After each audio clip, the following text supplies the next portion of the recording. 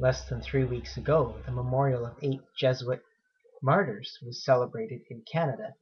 Those men gave their lives courageously to the spread of the word of God and to service to the native peoples of North America, and are therefore rightly honored.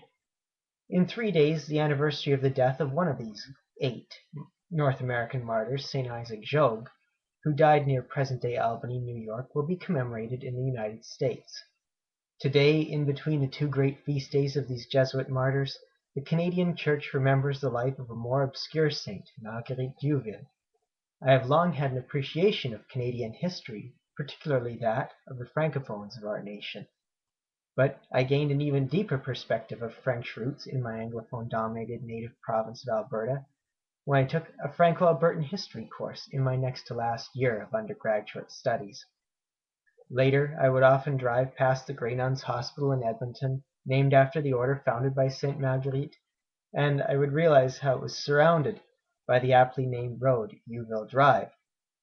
Born in Varennes, Quebec in 1701, Sainte Marguerite lived most of her life in poverty. Her father died when she was young. After 2 years of education under the Ursulines of Quebec, she returned home to teach her 5 younger siblings. She went on to marry François Hugh de la Découverte in 1722. François was abusive toward Marguerite and toward himself, and he bootlegged liquor to the Indian peoples. He died young, leaving Marguerite destitute with 2 boys. Now the 2 boys went on to become priests. Marguerite founded a home for poor women in Montreal in 1737, and 10 years later she and her companions saved the General Hospital of New France from financial collapse.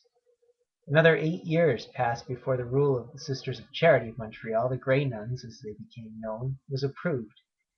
In 1990, Marguerite dYouville became the first Canadian-born person to be canonized.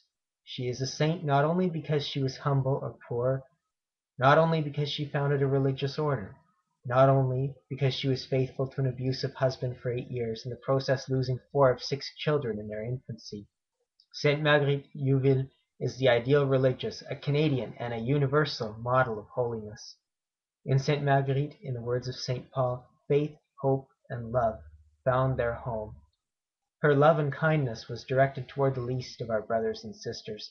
The kingdom of heaven welcomes those like Sainte Marguerite dYouville, and those among us who strive after her example.